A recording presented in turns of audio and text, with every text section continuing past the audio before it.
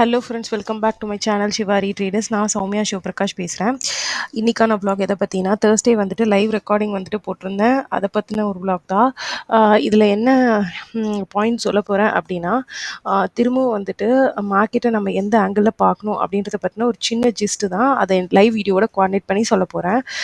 First வந்து ஜென்ரலாக மார்க்கெட்டில் ஒரு ரேஷியோ இருக்குது. 5% ஆஃப் த பீப்புள் தான் சக்ஸஸ்ஃபுல்லாக இருக்காங்க அப்படின்ற மாதிரியும், ஒரு 99% ஆஃப் த பீப்புள் வந்து ஃபெயிலியரை பார்க்குறாங்க அப்படின்ற மாதிரியும் வந்துட்டு நம்மளுக்கு வந்துட்டு ஒரு ரேஷியோ வந்துட்டு சொல்கிறாங்க எல்லா டாப் இன்ஸ்டிடியூஷன்ஸ்லேயும். இது ஏன் இந்த ஒரு 5% சக்ஸஸாக இருக்காங்க, 95% ஃபெயிலியர் ஆகுறாங்க, என்ன டிஃப்ரெண்ட்டாக செய்கிறாங்க அப்படின்னு பார்த்தீங்கன்னா, இந்த சக்ஸஸாக இருக்கவங்க ஃபாலோ பண்ணுறதுக்கும் சிம்பிள் திங்ஸ் தான். அந்த சிம்பிள் திங்ஸை ஏன் 95%னால ஃபாலோ பண்ண முடியல?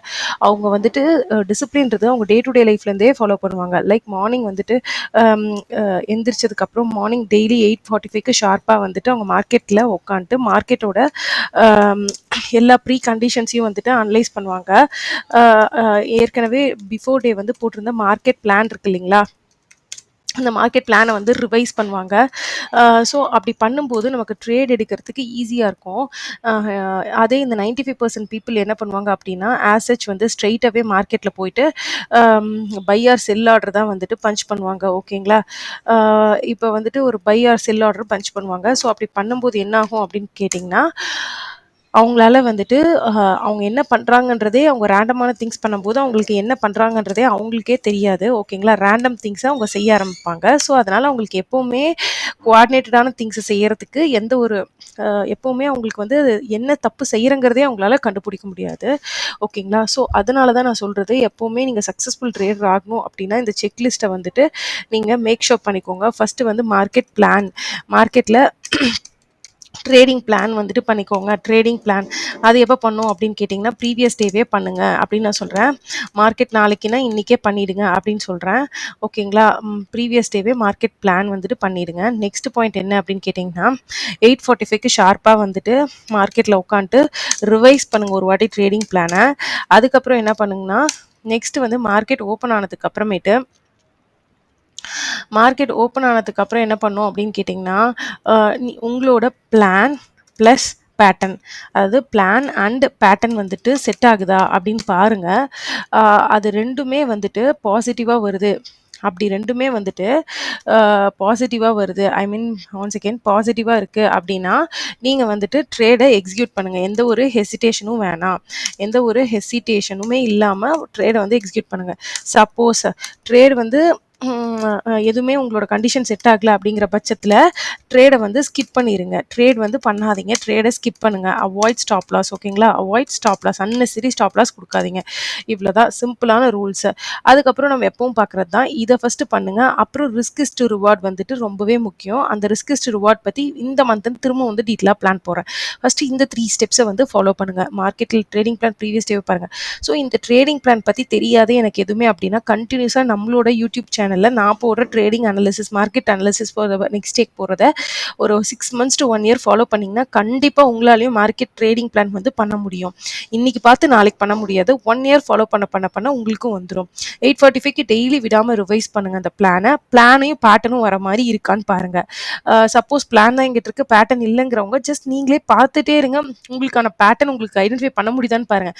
இல்லை என்னால் பண்ண முடியல அப்படின்றவங்க வெயிட் பண்ணுங்கள்.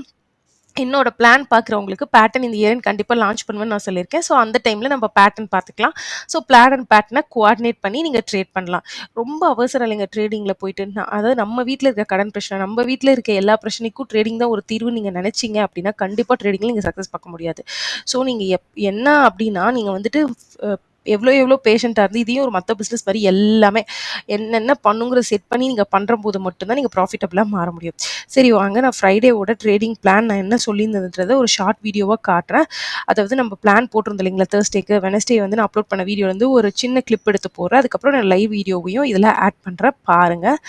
அப்போது உங்களுக்கு வந்து நான் இந்த இம்பார்ட்டன்ஸ், நான் இப்போ சொன்ன 3 பாயிண்ட்ஸோட இம்பார்ட்டன்ஸ் என்னன்றது தெரியும். ஸோ இதை மறக்காமல் ஃபாலோ பண்ணுவீங்க. விட்டு மார்க்கெட் ஓப்பன் ஆகுது 47,450. அப்புறம் S1 பிரேக் பண்ணுதுன்னா கீழே ஒரு 300 பாயிண்ட்ஸ் மூவ் உங்களுக்கு கண்டிப்பாக கிடைக்கும்.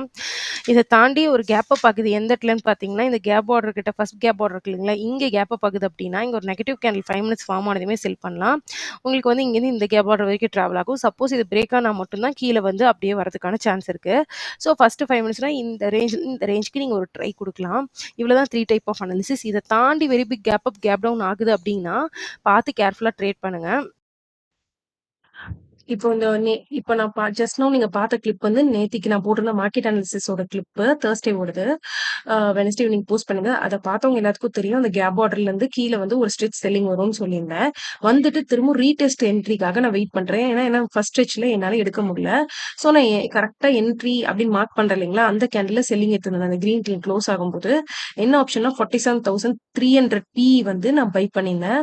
என்ன பிரைஸ்க்கு பை பண்ணியிருந்தேன் அப்படின்னு பாத்தீங்கன்னா 303 ருபீஸ்க்கு வந்து நான் பை பண்ணியிருந்தேன். என்னோட ஸ்டாப் லாஸ் பாத்தீங்கன்னா 278 ருபீஸ் வந்து வச்சிருந்தேன். 23 பாயிண்ட்ஸ் 24 பாயிண்ட்ஸ் பக்கம் வச்சிருந்தேன். டார்கெட் வந்து அதே 40 பாயிண்ட்ஸ் வந்துட்டு வச்சிருக்கேன். மேல வந்துட்டு ஏன் இந்த ட்ரேட் எடுத்திருந்தேன் அப்படின்னா, கிளியரா நான் முதல் நாள் மார்க்கெட் அனாலிசிஸ் சொல்லியிருக்கேன். மார்க்கெட் கேப் டவுன் ஆனனால அந்த 2 கேப் ஆர்டரையும் கிளியரா மார்க் பண்ணி காட்டியிருந்தேன். அந்த 2 கேப் ஆர்டர்ல ஃபர்ஸ்ட் டாப் கேப் ஆர்டர்ட்ட ஓப்பன் ஆச்சு அப்படின்னா, நீங்க வந்து செல்லிங் ட்ரேட் எய்ம் பண்ணுங்கன்னு சொன்னேன். பட் எனக்கு அந்த இடத்துல என்னோட பேட்டர்ன் கரெக்ட்டா எக்ஸாக்ட்டா அமையாதனால நான் அந்த செல்லிங் ஸ்ட்ரெச் ஃபர்ஸ்ட் ஸ்ட்ரெச்ச விட்டுட்டேன். செகண்ட் ரீடெஸ்ட் ஸ்ட்ரெச்க்காக வெயிட் பண்ணிட்டுருந்தேன். ஸோ நான் அந்த என்ட்ரின்னு டைப் பண்ணியிருக்கேன் இல்லைங்களா ஸ்பாட் சார்ட்ல, அந்த இடத்துல நான் வந்துட்டு என்ட்ரி வந்து எடுத்துட்டேன்.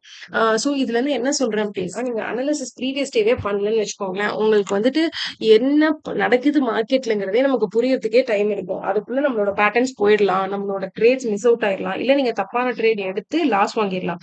ஸோ இதெல்லாம் பண்ணும்போது ஃப்ரஸ்ட்ரேஷன் ஆகும். ஸோ நீங்க திரும்ப ஒரு ரேண்டம் திங்ஸ் பண்ணி நிறைய லாசஸ் வாங்குவீங்க. ஸோ அதனாலதான் சொல்றேன், எப்பவுமே வந்துட்டு ஒரு மார்க்கெட் அனாலிசிஸ் டிசைட் பண்ணி பண்றீங்க அப்படிங்கிற பட்சத்துல முதைய உங்களுக்கு மார்க்கெட் அனாலிசிஸ் பண்ணிட்டா ஸோ நமக்கு அடுத்த நாள் ஈஸியா இருக்கும். ஸோ அந்த இடத்துல இருந்து செல்லிங் வந்திருக்கு. ஏன் வந்திருக்கு அப்படின்னா அங்க வந்துட்டு கேப் ஆர்டர் இருந்துச்சு. ஸோ அதனால நம்ம செல்லிங் ட்ரேட் வந்திருக்கு. நெக்ஸ்ட் வந்துட்டு நம்ம ரீடெஸ்ட்ல ஒரு செல்லிங் என்ட்ரி ஏன்னா பேட்டர்ன் எங்க வருதோ அதுக்கேற்ற மாதிரி ரீடெஸ்ட்ல வந்துட்டு நீங்க செல்லிங் என்ட்ரி எடுக்கலாம். இல்ல ஃபர்ஸ்ட் ஸ்ட்ரெச்லயே உங்களோட பேட்டர்ன் வருதுன்னா ஃபர்ஸ்ட் ஸ்ட்ரெச்லயே செல்லிங் எடுக்கலாம். ஸோ இந்த மாதிரி பண்ணும்போது உங்களுக்கு ட்ரேடிங் மேல ஒரு கான்ஃபிடன்ஸ் வரும். ஸோ எந்த ஒரு விஷயமே நீங்க இப்படி எந்த பிளான் செட்டப் இல்லாம நீங்க பண்றீங்க அப்படின்னா உங்களுக்கு என்ன யூஸ் இருக்கு? எதுவுமே கிடையாது. சோ இப்ப நான் பண்ணிட்டு இருக்கும்போது பாத்தீங்கன்னா என்னோட ட்ரேட் நம்மளோட ஃபேவர்ல போயிட்டு இருந்தது. சோ போகும்போது என்னாச்சு அப்படின்னு பாத்தீங்கன்னா ஃபர்ஸ்ட் இனிஷியலா வந்துட்டு எடுத்துட்டேன். அதுக்கப்புறம் வந்துட்டு அந்த ட்ரேட் நம்மளுக்கு ப்ராஃபிட் குடுத்தாலும், லாஸ் குடுத்தாலும் நம்ம டார்கெட் வரைக்கும் வெயிட் பண்ணணும். இது ஒன் ஆஃப் த பாயிண்ட். நெறைய பேர் என்ன பண்ணுவாங்கன்னா, எடுத்துருவாங்க. அதுக்கப்புறம் ஐயோ! ஸ்டாப் லாஸ் அடிச்சிருமோன்னு ஸ்டாப் லாஸ் ட்ரெயில் பண்ணிருவாங்க. இல்லன்னா கரண்ட் டு கரண்ட்ல எக்ஸிட் பண்ணிடுவாங்க. இல்லன்னா வந்து சின்ன சின்ன ப்ராஃபிட் புக் பண்ணிட்டு வந்துருவாங்க. 1:2 risk is reward minimum maintain பண்ணீங்கன்னா மட்டும் தான் உங்களால வந்து சஸ்டெயின் பண்ண முடியும் மார்க்கெட்ல. 1:1க்கெல்லாம் உங்களால சஸ்டெயின் பண்ணவே முடியாது. சின்ன சின்ன ப்ராஃபிட்ஸ் எடுத்துக்கலாம். அப்படிலாம் நீங்க பிளான் பண்ணீங்கன்னா கண்டிப்பா முடியாதுங்க. ஸோ மினிமம் 1:2 இருக்கணும். அதே மாதிரி உங்களோட செட்டப் எவ்வளவு தூரம் ப்ராஃபிட்டபிளா இருக்கு அப்படின்றது இருக்கணும். என்னோட செட்டப்ஸோட ப்ராஃபிட்டபிலிட்டி ரேஷியோ இது வரைக்கும் நான் செக் பண்ணதுல பாத்தீங்கன்னா 65 to 75% கண்டிப்பா இருக்குதுங்க. பட் ஸ்டில் நான் வந்து இன்னும் கரெக்டா பண்ணாதான் நமக்கு தெரியும் அப்படின்றனால நான் இன்னும் பேக் டெஸ்ட்ல வந்துட்டு இன்னும் ஒரு டைம் பீரியட் கொடுத்து பார்க்கணும் அப்படின்னு நான் நினைக்கிறேன். ஸோ அதனாலதான் செட்டப் லான்ச் பண்ண டைம் ஆகுது. அது வந்து வேற ஒன்றும் இல்லை. இப்ப பாத்தீங்கன்னா மார்க்கெட் என்னோட ஃபேவர்ல போயிட்டே இருந்தது. ஸோ டார்கெட் வந்துட்டு பாத்தீங்கன்னா நான் கரெக்டா 443 போட்டிருக்கேன்.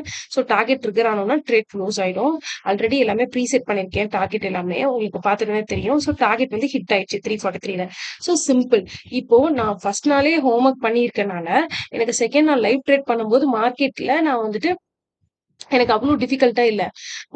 இப்போ சப்போஸ் நான் ஃபர்ஸ்ட் நாள் வந்துட்டு எதுவுமே பண்ணாம ஸ்ட்ரெயிட்டாவே மார்க்கெட்ல வந்தேன்னா, எதுக்கு செல்லிங் வருதுன்னு ஃபர்ஸ்ட் தெரியாது. எந்த இடத்துல ரீடெஸ்ட் எடுக்கணும், செல்லிங் எடுக்கணுமா, இல்ல பையிங் எடுக்கணுமாங்கிறதும் எனக்கு தெரியாது.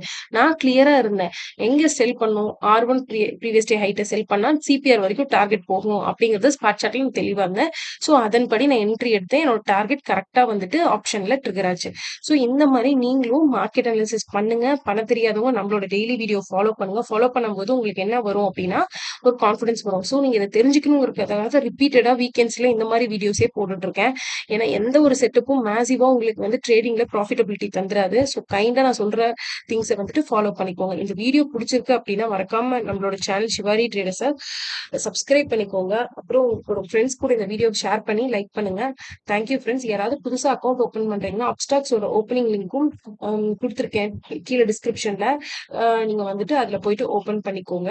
அதுக்கப்புறம் queries ஏதாவது இருக்குன்னா கமெண்ட் பண்ணுங்க. இல்லைன்னா என்னோட மெயில் சிவாரி ட்ரேடர்ஸ்க்கு மெயில் பண்ணுங்க. Thank you friends.